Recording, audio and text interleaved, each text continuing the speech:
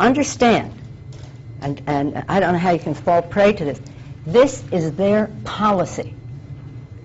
All of them. This is their policy. This is what they conceived. This is what they developed. This is what they implemented. This is what they denied was happening. And now they're trying to say, don't put the spotlight on us. We told the Congress. Well, they didn't tell us everything that they were doing. And the fact is that anything we would say doesn't matter anyway. We had to change the majority in Congress. We had to get a new president in order to change the policy, and that is what we have done. The Bush administration has conceived a policy. The CIA comes to the Congress, withholds information about the timing and the use of this subject. We later find out that it had been taking place before they even briefed us about the legal opinions and told us that they were not being used. This is a tactic, a diversionary tactic to take the spotlight off of those who conceived, developed, and implemented these policies, which all of us long opposed. My action on it was just further to say we have to change the majority in Congress. We have to win the White House so that we can change it. He did not tell you that he was informed that they were actually using the techniques. No, he did say that. He said that the committee chair and ranking member and appropriate staff had been briefed that these techniques were now being used. That's all I was informed, that they were being used and that a letter was sent. And that is my responsibility is different. I'm no longer the ranking member. Appropriately, the ranking member sent the letter. So let me say this, of all the briefings that I have received, at this same time they were misinforming earlier, now in September, the same time as the briefing, they were telling the American people there were weapons of mass destruction in Iraq and it was an imminent threat to the United States. I, to the limit of what I could say to my caucus, told them the intelligence does not support the imminent threat that this administration is contending. So it's on the subject of what's happening in Iraq, whether it's talking about the techniques used by the intelligence community on those they are interrogating. At every step of the way, the administration was misleading the Congress. And that is the issue. And that is why we need a Truth Commission to look into that. Yes, sir.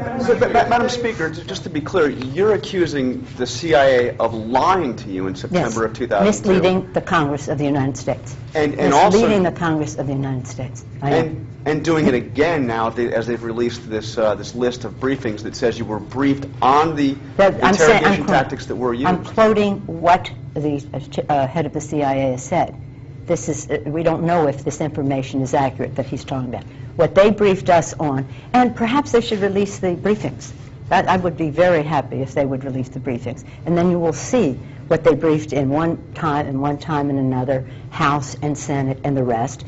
And perhaps with the intense interest that this has generated because of the distraction that the Republicans want to cause with this, then you can make a judgment yourself about what you think these briefings were.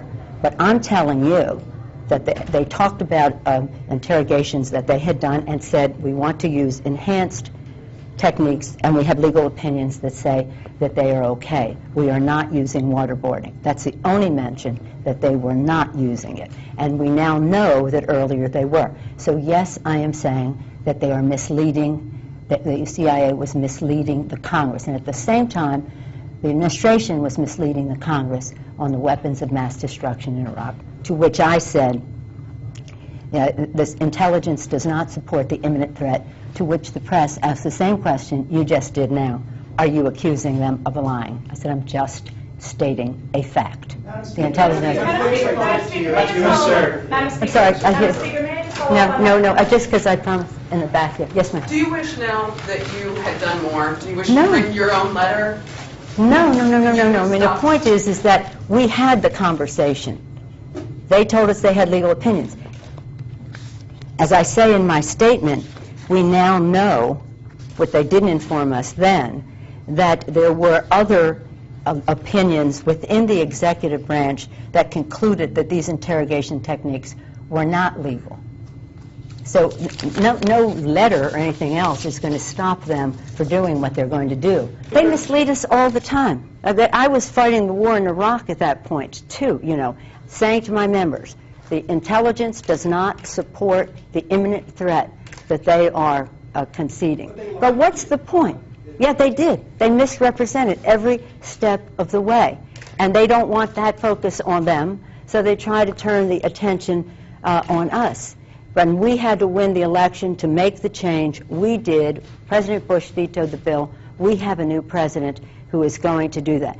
But the committees can look into and see the timing of who knew what and when, and what the nature of the briefing was. I have not been briefed as to what they were briefed on in February. I was just briefed that they were informed that some of the enhanced situations were used. Just keep going, because we'll keep asking.